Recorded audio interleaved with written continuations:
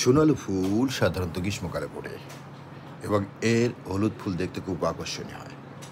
এটি সাধারণত বাগান, পার্ক এবং পথের ধারে শোভাবর্ধনের জন্য লাগানো হয়। সবুজ পাতা ছাপিয়ে সোনালী রঙের ফুল সদৃশ সোনালু গাছ। প্রকৃতির এক অপরূপ সৃষ্টি সোনালু ফুলের এ সৌন্দর্য। সোনালী রঙের ফুল হওয়ার কারণে মূলত এই গাছটির নামকরণ হয়েছে সোনালু। গ্রীষ্মের রুক্ষ প্রকৃতিতে প্রাণীর সজীবতা নিয়ে অলঙ্কারের ন্যায় প্রকৃতিতে শোভা বৃদ্ধি করছে সোনালু ফুল। বাংলাদেশের সিংহভাগ সোনালু গাছ জন্মায় প্রাকৃতিকভাবে।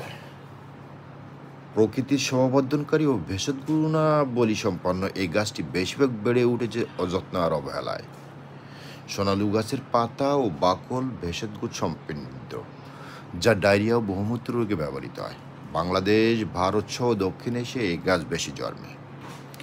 প্রকৃতিতে নয়নবিরাম রূপে সাজিয়ে তুলতে সোনালু ফুলের জুড়ি নাই। পরিবেশ ও প্রকৃতির শোভা বৃদ্ধিতে সোনালু ফুলের জুড়ি নেই। গ্রাম বাংলার শিশু কিশোররা এখন এই ফুলকে কানের দুল হিসেবে লাগিয়ে খেলায় মেতে ওঠে। আমরা শৈশবে সোনালু বা বানর লাঠি বা বাদল লাঠি গাছ বাড়ির আশেপাশে দেখছি, তবে এখন আর তা দেখা যায় না। মাঝে মধ্যে সোনালু গাছ দেখা মেলে। গ্রীষ্মকালে জারুল, কৃষ্ণচূড়ার মতো সোনালু ফুল আমাদের জন্য উপহার। একসময় সোনালু গাছ প্রকৃতিতে অনেক বেশি থাকলেও ধীরে ধীরে তা কমে আসছে।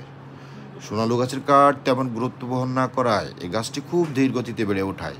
এই গাছ রোপণে অনেকে আগ্রহী নেই।